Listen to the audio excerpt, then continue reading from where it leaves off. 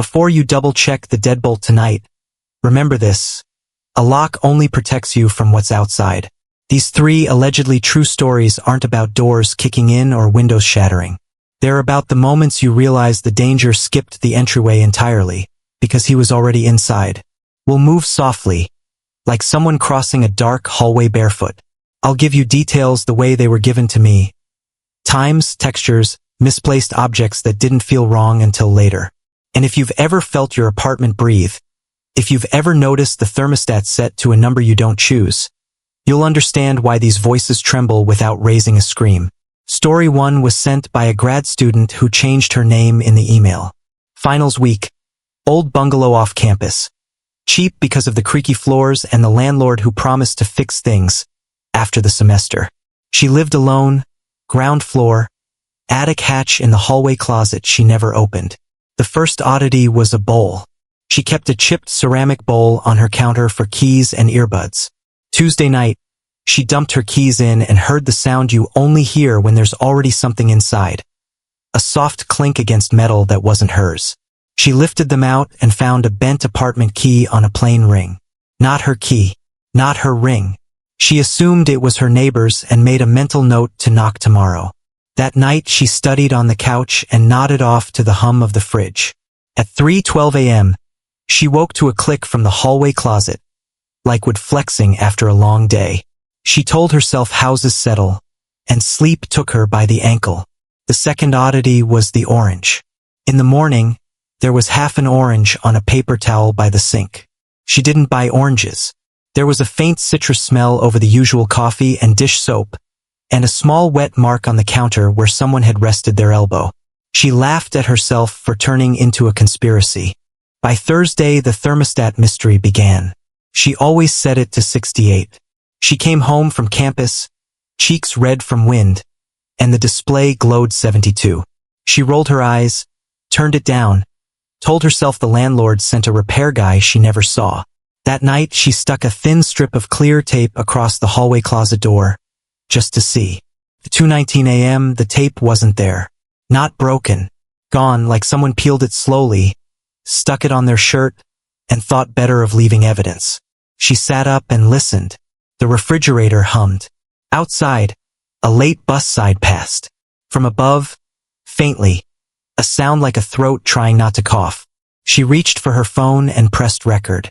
In the morning, she replayed 40 minutes of nothing and almost convinced herself she dreamed it. She emailed her landlord about the thermostat and the key in the bowl. He wrote back, "No repair scheduled. That key isn't on our blank. Call me if anything else is weird." She stared at the words "anything else" and felt a cold, private answer. Friday after sunset, she came home early and didn't turn the lights on. She waited on the couch with her shoes off so the springs wouldn't squeak. It took 20 minutes for the house to talk back. A gentle footfall above her hallway. A hush of insulation shifting. Then the attic hatch whispered, and a rope ladder uncoiled into the closet. She wanted to run. Instead, she slid her phone under the couch cushion and texted her friend to call 911 if she didn't reply in 5. A man's legs appeared in the closet doorway first, slow and testing, like he was lowering himself into a memory.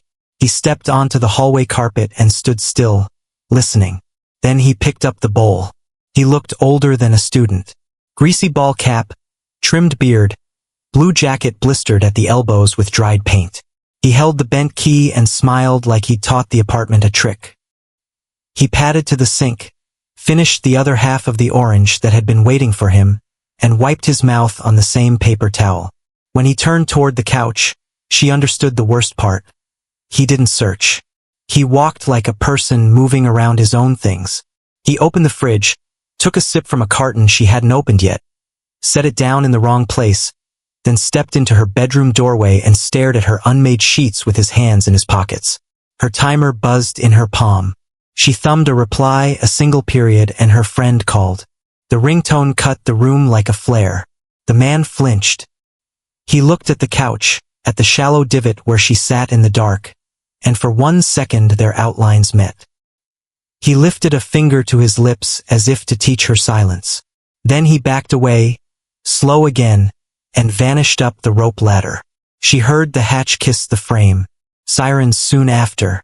Police found a sleeping bag, wrappers, a portable charger, and a pee bottle in the attic. No weapon. The latter was his. He'd been a contractor on the property last fall, which is how he made the copy that wasn't. He was already inside for weeks. That was the line she repeated to the detective, to campus counseling, to herself when the house was finally empty and the orange smell wouldn't leave. Locks had worked perfectly.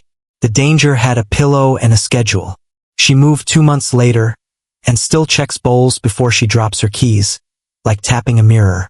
Now listen to the second account, from a rideshare driver who loved the quiet hours and thought he controlled the night, until engine cooled, the house sighed, and he learned the worst truth. Someone never left. His last ping dropped him at the closed diner on Route 9 at 2:47 a.m. The man with the duffel bag sat behind him, dead quiet, the kind of rider who keeps his hat low and his phone screen dim. The drop was quick. No tip, no small talk. As the taillights of the man's stride faded in the mirrors, he checked his back seat with a practiced glance, locked the doors, and headed home with the heater barely working. Street parking, garden apartment, 1 flight down. He killed the engine at 3:12 and listened to the metal tick as it cooled. The building's hallway light was on, even though it's motion only. He chalked it up to a neighbor, grabbed his backpack, and let the door shut softly behind him. The cat met him at the threshold, fur puffed, staring at the coat closet like there was a draft coming from it. He fed the cat and washed his hands. The bathroom fan was already humming. He never leaves it on. He put a palm under the vent. The air was warm, not moving much. He turned it off and the apartment got very, very quiet. You don't realize how loud a fan is until you cut it and the room sounds like it's waiting for an answer. The uneasy rider wasn't the first of the night, but he was the only one who asked twice if the driver lived alone. Came out like a joke, like men test lines to make them sound harmless. He had said, "Yeah, just me and a cat," because you say things automatically at 3 in the morning. He took off his shoes and noticed wet specks on the floor by the rug. They weren't from him. His soles were dry. They were small, like drips off a duffel. He crouched and touched one. Still cool. He checked the back seat through his app's cloud camera out of habit. Most nights it shows carpet and crumbs. Tonight, the last clip kept playing. After the drop at the diner, the rider didn't shut the rear door all the way. He slid to the floor, curled behind the front seat, and pulled the door almost, but not quite, closed. The timestamp crawled forward. The car rolled. His own shoulders filled the frame, oblivious. At 3:14, after he had gone inside, the rear door eased open and a shape poured out, staying low, moving past the camera's lens like a shadow taught to walk. He didn't go investigate. He picked up the cat, stepped into the hallway, and closed the door from the outside as softly as he could, then dialed 911. He gave his address and told the dispatcher in one breath that someone from his car was likely in his apartment now. While he waited for blue lights, he listened at the door. Inside, the kitchen drawer with the rubber bands made its thin wooden clatter. A cupboard bump. The faintest cough swallowed halfway. The first officer didn't use the siren. They came quiet, like his building was a sleeping animal. One stood with him by the door. The other circled to the back window that opens to the tiny gravel space where the trash cans sit. The rear window had a line of wet dots on the sill, like someone set down a dripping bag and thought it wouldn't show. They keyed in with him and announced, and he pointed to the kitchen. The officer opened the closet first. Coats. Then the bathroom, shower curtain pushed tight as if it wanted to be one wall. In the kitchen, the drawer was ajar. The cat's bowl had been moved 6 inches. The back window lock was snapped but lined up like it wasn't. They found him folded behind the stacked baking trays under the counter, trying to make his shoulders match the dark.